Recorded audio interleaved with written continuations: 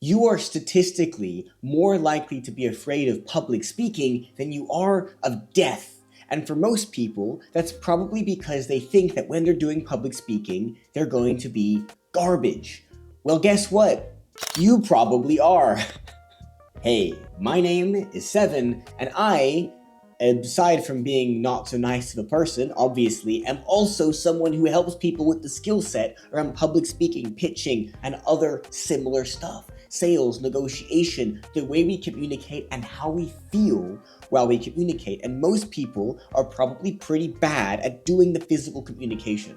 So I'm releasing a few videos right now that go through some of the internal and the external. I go through heart set, mindset, and skill set. And today I want to cover some more specific skill set stuff. So this is going to be a bit of a whistle-stop tour of the things you probably need to be working on and focusing on more when physically communicating.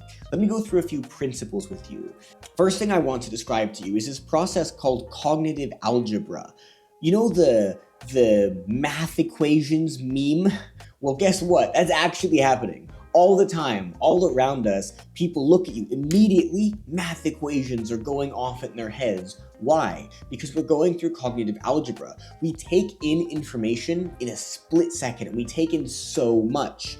We take in what people's hands are doing first, because we're like, our ancient brain is like, are they holding any weapons? Then we look over their body language, their facial expressions. We're constantly judging. You, when you started this video, you were constantly judging me. I tried to do this with my hands so you could see my hands and be nice and smile and make a joke. And maybe you hate me for all those things, but you didn't like it. Or maybe you're now taking in all this information and you go, I'm interested in what this guy's got to say because he's safe and maybe he's, nice enough, kind enough, trustworthy enough for whatever reason. We're constantly doing algebra. Then, once we've done this algebra, this split-second thing, the blink factor happens. This is how people in that blink, in that initial blink, at the time it takes to blink once, take in that information. So we take in information immediately through the blink factor, then we process it using the cognitive algebra. So maybe these two things should be the other way around. But anyway, here we are. What this includes is, in that first split second, we're looking at your gaze, your eye contact, your gestures that you're making, your facial expression, touch, spatial behavior. So are you too close? Are you too far away? Grooming. So do you look good or do you look crazy? Depending on the camera angle, because I've got two cameras right now, I probably either look okay or look completely insane. And it's okay because that's me being myself. The way you smell is actually taken into account here. The way people dress. Are they wearing a shirt? Are they comfortable? Are they too comfortable? Are they too formal? Context is key here, right? So all of this gets taken in, and it happens at the time it takes to blink. And then cognitive algebra takes place where we do these math equations that then we have to figure out, how should I respond? This is essentially what communication is. It's a multiple step process.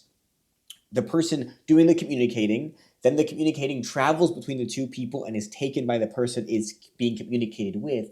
Then that person being communicated with must process all of it through their own internal perspectives, paradigms, language, all kinds of biases, and lots more. And as a result, this brings us on to the third point here. I want you to understand the biggest myth in communications is that communication has taken place. This is a quote from George Bernard Shaw, and it's really important because this three-step process that is essentially a mathematical equation, part one, part two, part three, all of this is processing, and that means there's all these different stages where things could go wrong. You need to understand these things you need to understand these things so that you can then decide how to reverse engineer what you're going to say, how you're going to present yourself, what you're going to do to make the best possible result. There are three big parts of what you say and do that I want to go through with you. This is super high level, okay? So it can get really in depth, but I want you to understand that there is that people don't really care about what you're going to say. If you were to look at a pie chart breakdown of three things that people take in, you've got your body language, your tone of voice, and the actual spoken words. And if you already know this, then no cheating. But in the comment section, before you read this part, let me know, what percentage on the pie chart do you think people take in? So, do you think people mostly care about what you say? Do you think people mostly care about how you say it? Do people mostly care about what you're physically doing? Is it 50-50-0? Is it 25-25-50? Whatever it is, write it in the comments. Okay, so now I'm going to reveal the answer, so no cheating. You probably cheated, or you already know, or you haven't commented because you're lurking. That's not very nice. If you're not lurking, or you are lurking, and you want more stuff like this, don't want to comment? Fine. Drop a subscribe, because why not? Anyway, the actual breakdown is body language is 55%, tone of voice is 38%, and the remaining 7% is your spoken word. In other words, you could chat total garbage with certain exceptions and deliver it really well, and people will still feel amazing. There's a quote from Maya Angelou which goes, "People will not remember what you said or what you did, but they will remember how you made them feel." And your body language and tone of voice are the main things impacting how people will feel. If what you say is great, wonderful. If what you say is garbage, I wouldn't recommend it. But if what you say is decent and everything else is amazing, people will feel amazing.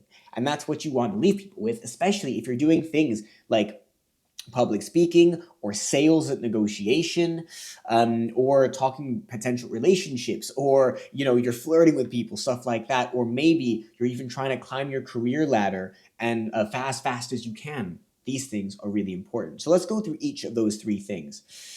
First of all, body language. I'm going to give you for all three of these some simple tips that you can take into account and why you should take them into account. With your body language, what is your posture saying? Are you standing still? Are you standing up straight? If you move around too much, it can put people off. I made this mistake in my TED Talk. I like walking around, but I was so focused on what I wanted to say that I wasn't thinking enough about how I was moving. Also, I had slides behind me and I was in front of the slides, so I was trying to move out of the way of the slides, but that didn't really work. It doesn't, I would wish I had just stood in front of them and taken up better presence. So stand still or do a bit of purposeful walking around, but don't walk around too much. Otherwise, people are like, people don't know what to expect. People want to be able to predict where you're going to go, what you're going to do, and why, because it makes us feel good. Your hands, your gestures. Generally speaking, the more gestures you use, the better. As long as they don't make no sense, use them. Because if you don't, you look too stiff. People don't like stiffness. If I looked like this the whole time, imagine I spoke to the camera like this the whole time. I look uncomfortable and like I don't know what I'm doing and I don't like it. You don't like it either, because you start to mirror me as the person speaking to you. So if you're looser and you're freer and you move around more and your gestures match your words, when you say something punchier, when you're a little bit calmer and slower, everything should match. What your hands are doing is a big part of this gesture. If you've got a screen behind you, you can point to it. These things are an important part of gestures too. If you're using a clicker, you can use it almost like a pointer, but you don't want to do this. A lot of people, they'll click a clicker and they'll go click. And what about you do? You do that, and you're like point at the thing. It doesn't create a good effect. It just looks weird. If you're using a clicker, be mindful that you only have one of your hands open and that you don't want to make too big of a gesture with it. If you're holding other things, using other props, great, but make it purposeful. This is last point on the screen. Are you moving? If so, make it purposeful. Basically, everything has to be purposeful. Right now, I'm speaking faster because I want to give you a lot of information in a short space of time. The previous video I recorded, which should be out if you're interested, it was a meditation. I was speaking much slower. As long as it's purposeful, it should match and have a reason. That's okay. So if you do the moving around like I mentioned earlier, is it purposeful or is it too much janky movement that puts people off? Be very aware of these things because people pick up on it. Final thing, eye contact. One of my favorite sayings is that any speech should feel like a one-to-one conversation. That's why you must look around at people, because people want to feel like they're being looked at in a conversation. If not, you just, again, look kind of jarring. Next up, we've got your tone of voice. These will be a little faster because they're a smaller part of the pie chart, okay? Your tone of voice. Where are you speaking from? Speaking from the throat? Speaking from the diaphragm, do you push? Or do you sound like this because it's all throat and there's no power from anything else? That's what I sound like when I do it, which sounds terrible. You will have your own strengths and weaknesses. Projecting from the diaphragm is really a lungs thing. So you want to train up your lungs to project when there's nothing going on. Hey! I know that sounds really strange. I play capoeira. We do that in capoeira sometimes. Anyway, you want to ideally be able to use all of them. My voice isn't very strong, and I'm a little bit ill. And I've got a bit of a blocked nose, so again, I sound a bit different. But my lungs are more powerful. How long could you hold your breath? How often do you meditate? Do you do any breath work? These things actually help a lot. Speak slowly enough to be actually heard. I'm hoping I'm not speaking too fast to you right now. If you speak too slowly without any purpose, it does start to feel a little weird. But if you speak slowly enough with the right pauses in the right places, then you do start to have a little more power. So pausing, clarity, spacing, all really important. But again, it must be purposeful. Confidence. If you move too quickly, like I described I was doing earlier, if you speak too quickly, if your eye contact is too erratic, you don't look confident. You can speak faster if there's a purpose for it, if everything else matches up. You see Gary Vee, for example, speaking super fast all the time. Do you think he's unconfident? No, not necessarily.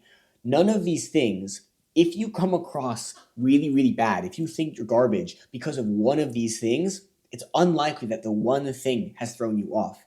It's because you are an orchestra. All three of these elements work together to create the orchestra of you.